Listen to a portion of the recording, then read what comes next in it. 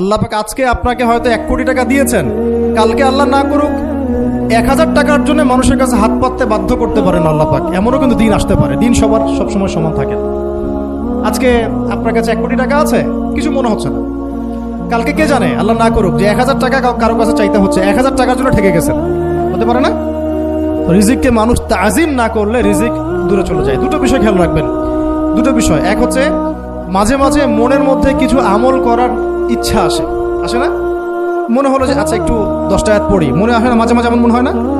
ওই সময় এই যে মনের মধ্যে যে এই ইরাদাটা জাগ্রত হওয়া, এটাকে আমরা বলি ওয়ারিদ। অন্য ভাষায় আপনি বলতে পারেন মেহমান। কি বলতে পারেন? এটা আল্লাহর পক্ষ থেকে আপনার কলবের মধ্যে মেহমান হিসেবে এসেছে।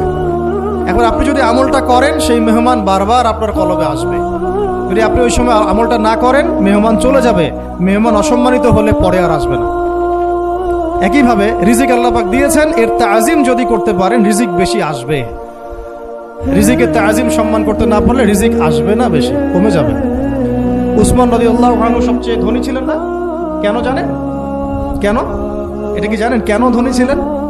একে তো তিনি প্রচুর দান সদকা করতেন, এটা তো আপনারা জানেনই। আরেকটা জিনিস অনেকে জানে না, তিনি উটের পিঠে বসেছিলেন, কিছু একটা খাচ্ছিলেন, এই 2-1টা দানা পড়ে গেছে নিচে। উটের পিঠ থেকে নেমেছেন, নেমে সেই দানা উঠিয়েছেন, পরিষ্কার করেছেন, ধুয়েছেন, আবার খেয়েছেন। তার এই 2-4টা দানার কোনো কিন্তু মানে পরোয়া না করলেও চলে, তার প্রচুর অর্থ সম্পদ আছে। এত অর্থ সম্পদ যে তাবুক যুদ্ধের দিন 30,000 সেনাবাহিনীর দায়িত্ব নিয়েছেন। 30,000 সেনাবাহিনীর দায়িত্ব নিয়েছেন। সেনাবাহিনী যাবে, থাকবে, খাবে, তাবু টাঙাবে, সব দায়িত্ব তার। 30,000 সেনাবাহিনীর দায়িত্ব নেওয়া কি চারটাখানি কথা?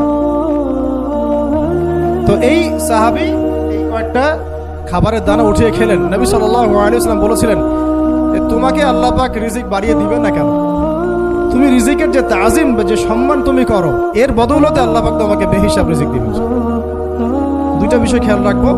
আমলের মেহমান হৃদয়ের মধ্যে আসলে তাকে ফিরাই না দেওয়া, তাহলে সেই মেহমান কিন্তু আর আসবে না। মেহমানকে মূল্যায়ন করলে মেহমান বারবার আসবে। আর রিজিকের তাজিম না করলে রিজিক কিন্তু আপনার ঘরে বেশি বেশি আসবে।